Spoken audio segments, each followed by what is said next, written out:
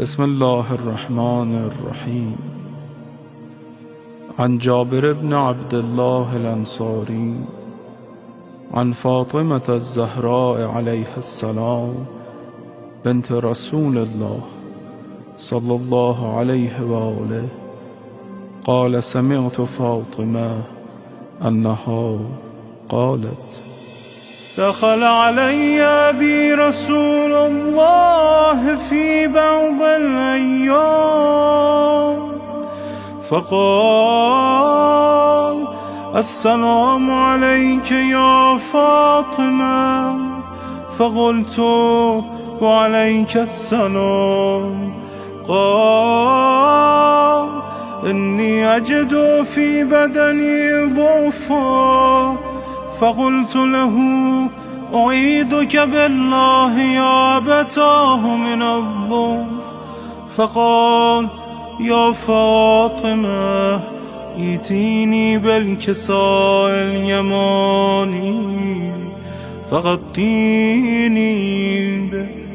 فأتيته بالكساء اليماني فغطيته به وصرت أنظر إليه وإذا وجهه يتلألأ كأنه البدر في ليلة تمامه وكماله.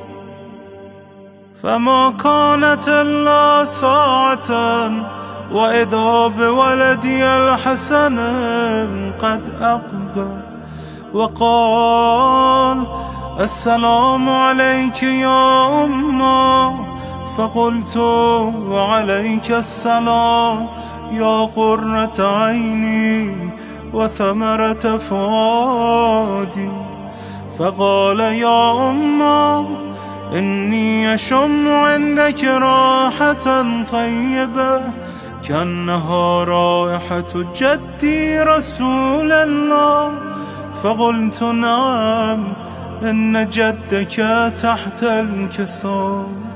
فأقبل الحسن نحو الكساء وقال: السلام عليك يا جدا يا رسول الله، أتأذن لي أن أدخل معك تحت الكساء؟ فقال: وعليك السلام يا ولدي ويا صاحب حوضي، قد أذنت لك. فدخل معه تحت الكساء. فما كانت إلا ساعة وإذا بولدي الحسين قد أقبل وقال: السلام عليك يا أمه.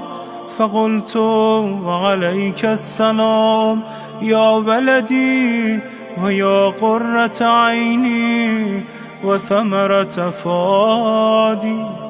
فقال لي: يا أمه، إني أشم عندك راحة طيبة كأنها راحة جدي رسول الله. فقلت: نعم، إن جدك وأخاك تحت الكساء. فدنا الحسين نحو الكساء وقال: السلام عليك يا جده، السلام عليك يا من اختاره الله، أتأذن لي أن أكون معكما تحت الكساء؟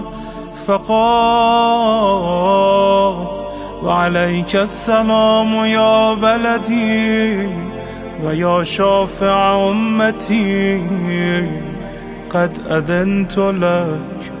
فدخل معهما تحت الكساء. فأقبل عند ذلك أبو الحسن علي بن أبي طالب وقال: السلام عليك يا بنت رسول الله. فقلت وعليك السلام يا أبا الحسن ويا أمير المؤمنين. فقال يا فاطمة إني أشم عندك راحة طيبة كأنها راحة أخي وابن عمي رسول الله.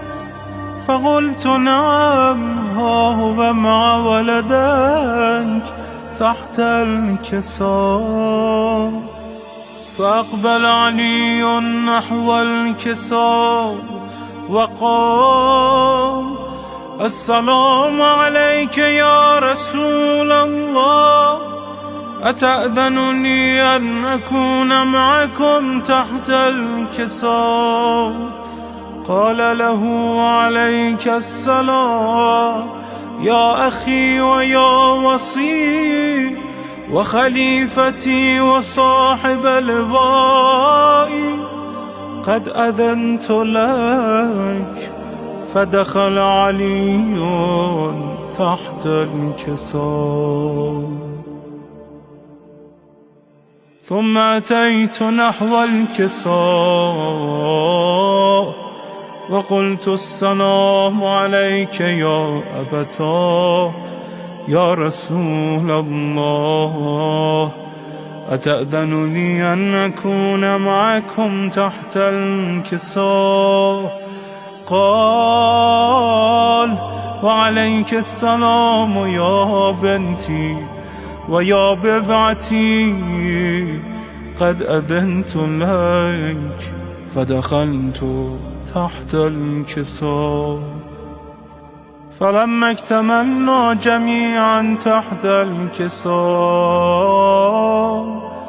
أخذ بي رسول الله بطرفي الكساء وأومى بيده اليمنى إلى السماء وقال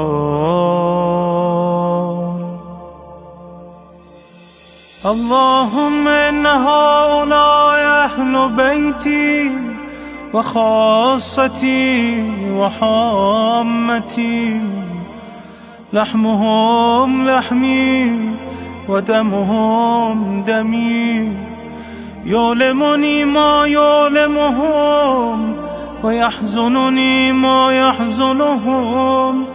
أنا حرب لمن حاربهم وسلم لمن سالمهم وعدو لمن عاداهم ومحب لمن أحبهم. إنهم مني وأنا منهم، فاجعل صلواتك وبركاتك ورحمتك وغفرانك ورضوانك علي وعليهم، واذهب عنهم الرجس وطهرهم تطهيرا.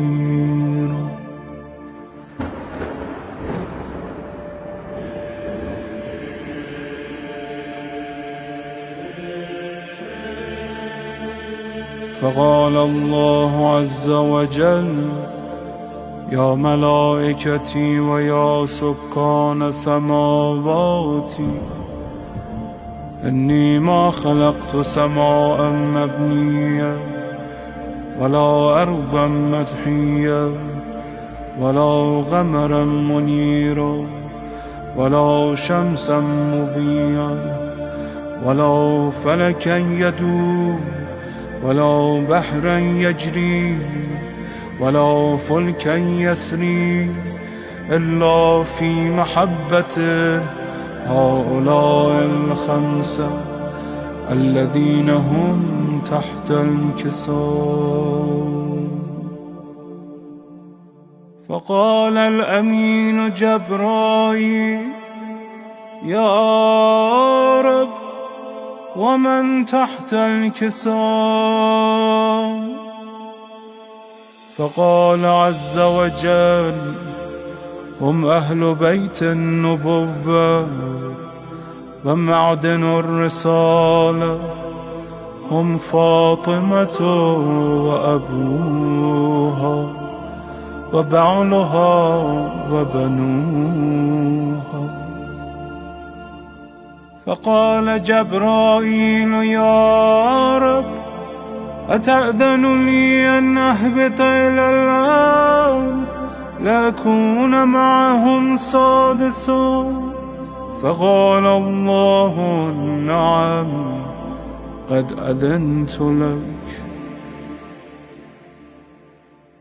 فهبط الأمين جبرائيل فقال: السلام عليك يا رسول الله.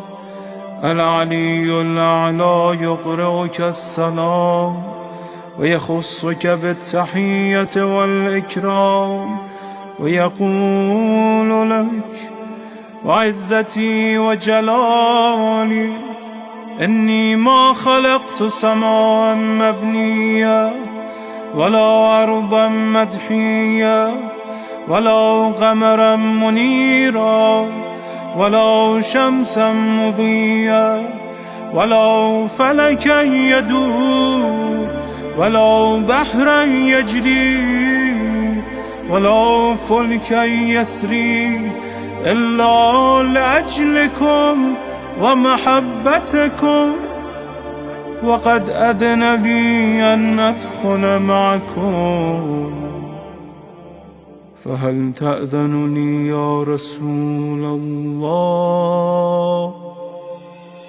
فقال رسول الله: وعليك السلام يا أمين وحي الله، إنه نعم قد أذنت لك. فدخل جبرائيل معنا تحت الكساء فقال لأبي: إن الله قد أوحى إليكم يقول: إنما يريد الله ليذهب عنكم الرجس أهل البيت ويطهركم تطهيرا.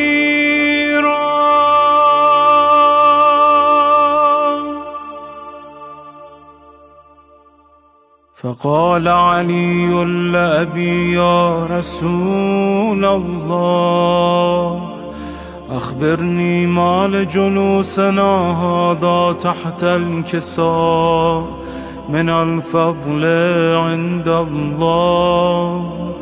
فقال النبي: والذي بعثني بالحق نبيا واصطفاني بالرسالة نجيا، ما ذكر خبرنا هذا في محفل من محافل أهل الأرض وفيه جمع من شيعتنا ومحبينا إلا ونزلت عليهم الرحمة وحفت بهم الملائكة واستغفرت لهم إلى أن يتفرقوا.